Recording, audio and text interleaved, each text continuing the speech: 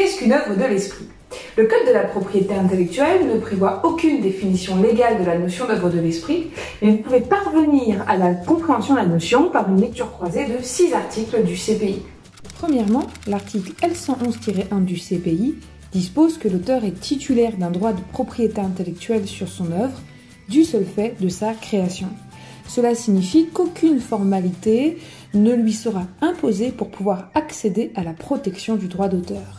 Il faudra toutefois être en mesure de prouver qu'il s'agit bien de votre création. Et à ce titre, l'enveloppe solo pourra constituer un moyen de preuve simple et peu coûteux afin de vous permettre d'apposer une date certaine à votre création. Deuxièmement, l'article L111-2 du CPI dispose que l'œuvre est réputée créée du seul fait de la réalisation même inachevée de la conception de l'auteur. Autrement dit, aucune divulgation n'est nécessaire pour admettre l'existence de l'œuvre de l'esprit. Il faut qu'il y ait au minimum une forme perceptible pour que celle-ci soit protégée. Troisièmement, l'article L112-1 du CPI énonce que l'œuvre est protégée quel qu'en soit le genre, la forme d'expression, le mérite ou la destination. Cet article illustre l'esprit ouvert du Code de la propriété intellectuelle qui protège les œuvres indépendamment de ses caractéristiques indifférentes. Quatrièmement, l'article L112-2 dresse une liste des œuvres susceptibles d'être protégées au titre du droit d'auteur. Avec l'adverbe notamment, on peut tout à fait admettre que cette liste n'est pas exhaustive et que les œuvres qui n'y sont pas citées sont aussi protégeables au titre du droit d'auteur.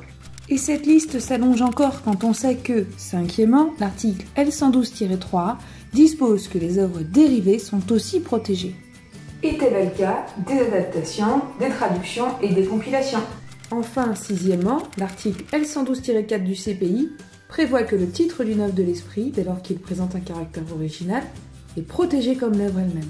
Cet article est le seul qui fait référence à la condition d'originalité.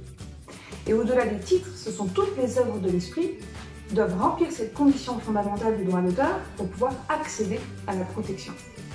Pour être originale, une œuvre doit être le reflet de la personnalité de son auteur.